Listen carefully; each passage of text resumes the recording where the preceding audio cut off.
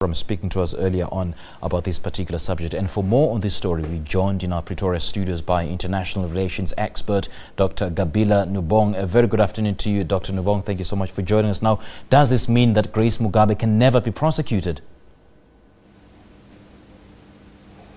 Good afternoon, and thank you for having me. It does technically mean that she is immune from prosecution. As you well know, diplomatic immunity is this provision preserved and protected under the Vienna Convention, wherein once immunity is granted, it ensures that diplomats are given safe passage and are not susceptible to the lawsuit and prosecution under the host country's law. So if the minister has granted the First Lady diplomatic immunity, then it then means that she will not be prosecuted. Now, on the face of it, Doctor, this is a government attempt to avert a diplomatic nightmare. But where does it leave the alleged victim, in this case, Gabriella Engels? I think that when we're dealing with international relations issues of this nature, it's a conflation of different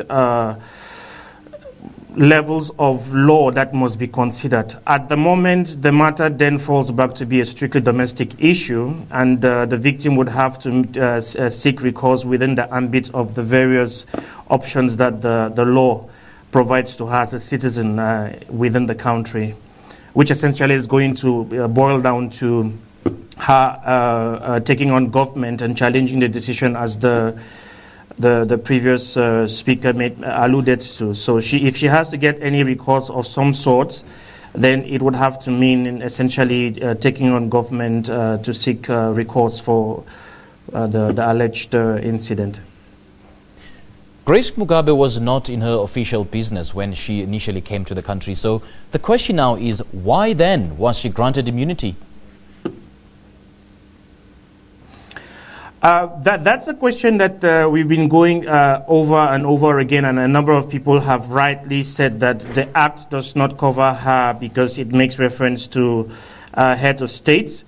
But Section 4 of the Act makes provision that the agreement can be entered into protecting special envoys so the immunity and privileges of heads of states also applies to special envoys and certain representatives.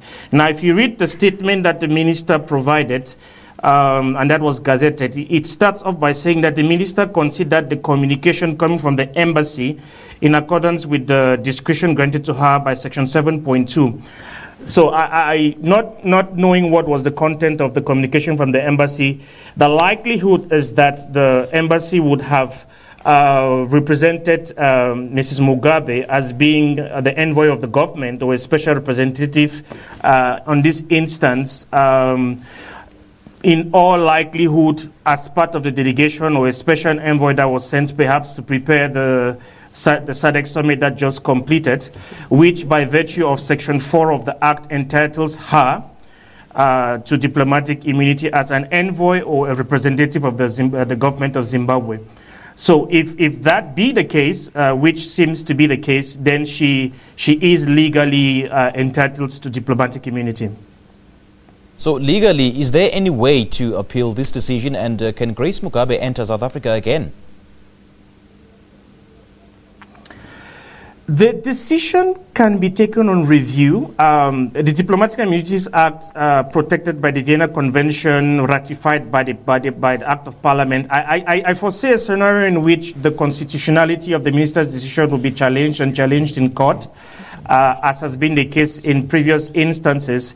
But from a strictly legal perspective, I think that the Act covers the minister's decision, and I think that, yes, strictly speaking, besides the backlash that may come from the reaction within the country, from a legal perspective, she should be entitled to come back to South Africa. And the immunity relating to a particular international summit, such as the SADC summit, is covered by a particular agreement setting up that summit. But doesn't that agreement cover spouses of heads of state?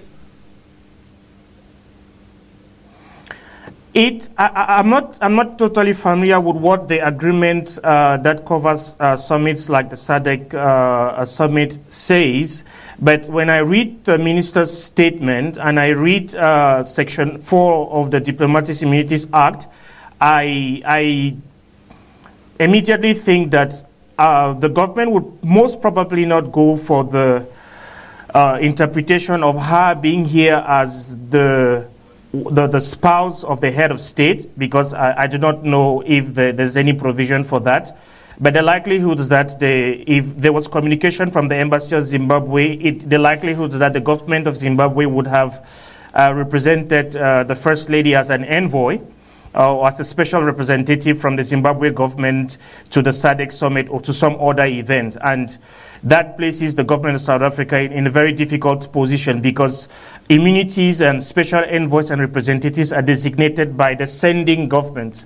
So if the government of Zimbabwe has designated the First Lady as an envoy to the SADC summit in whatever capacity, it could be in a political capacity, it could be as a role that she's playing within the domestic political context, then it legally and technically places the African government in a very difficult position to challenge her immunity.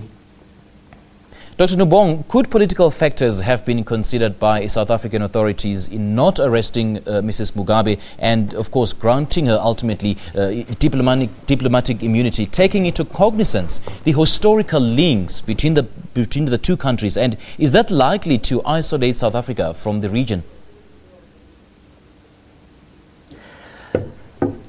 Political factors and the relationship between the two countries is definitely a factor that played.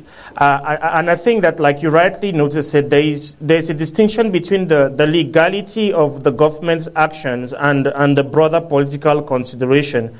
And I think that when it comes to issues of international relations of this nature, the government sits in a very uncomfortable, in a very unfortunate position of having to consider a range of other factors that speak to the relationship between the two countries.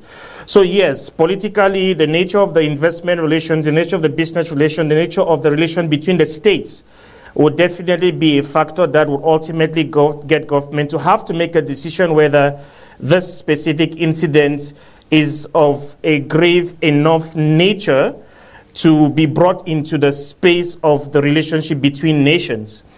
And I think that it would then become understandable for government to come to the conclusion that notwithstanding the seriousness of the allegations and of the said event, it is in the nation's best interest to protect the relationship between South Africa and Zimbabwe, and to manage the current incident, probably using diplomatic channels and exploring all possible options, including a possible out-of-court settlement.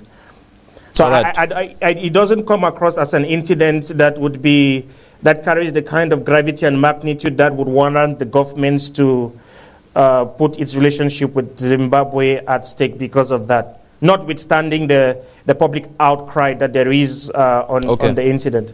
Okay, Dr. Nubung, great chatting to you. Thank you so much for your analysis. That is Dr. Gabilla Nubung, an international relations expert, speaking to us live from Pretoria studios and helping us break down the implications of Grace Mugabe's diplomatic immunity that has been granted by the South African government.